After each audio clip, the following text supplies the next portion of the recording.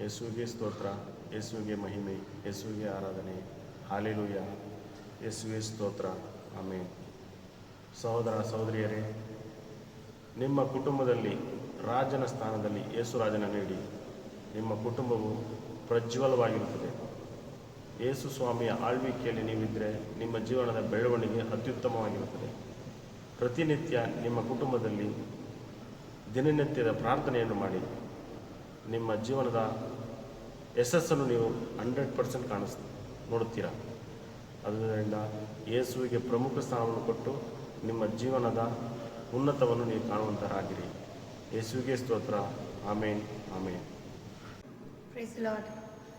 ದೇವರಲ್ಲಿ ಪ್ರಿಯರಾದಂಥ ಸಹೋದರ ಸಹೋದರಿಗಳೇ, ಇವತ್ತು ನಾವು ಒಂದೊಂದು ದಿನಾನೂ ನಮಗಾದ ಆಸೆಗಳೊಂದಿಗೆ ಬಾಳ್ತೀವಿ, ಪ್ಲ್ಯಾನ್ಸ್ಗಳೊಂದಿಗೆ ಬಾಳ್ತೀವಿ. ಹಿಂಗೆ ಬಾಳಬೇಕು, ಹಂಗೆ ಬಾಳಬೇಕು, ಎಲ್ಲರಿಗೂ ಒಂದೊಂದು ಆಸೆಗಳು, ಕನಸುಗಳು ಕಟ್ಟಿರ್ತೀವಿ.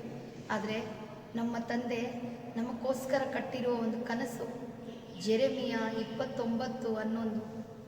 I alone know the plan which I have for you, plan for your welfare and your prosperity.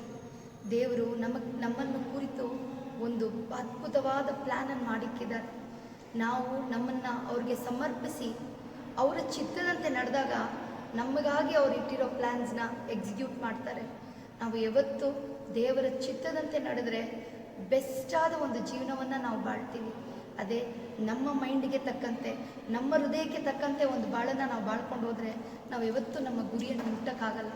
ನಮ್ಮನ್ನು ದೇವರಿಗೆ ಸಮರ್ಪಿಸಿ ಈ ಜೆರೆಮಿಯ 29:29-11 ನೀವು ಹೇಳ್ತಾ ಹೋಗಿ, ದೇವರೇ ನನಗೋಸ್ಕರ ನೀವು ಪ್ಲ್ಯಾನನ್ನು ಇಟ್ಟಿದ್ದೀರಾ, ಅದಕ್ಕೆ ನಾನು ಅರ್ಹತೆ ಆಗಿ ಬಾಳಬೇಕು, ಅದು ಚಿತ್ತವಾಗಿ ನಾನು ನಡಿಬೇಕು ಅಂತ ಸಮರ್ಪಣೆ ಮಾಡಿದಾಗ ದೇವರು ಅದ್ಭುತವನ್ನು ಮಾಡುವುದನ್ನು ನಾವು ಕಾಣ್ತೀವಿ.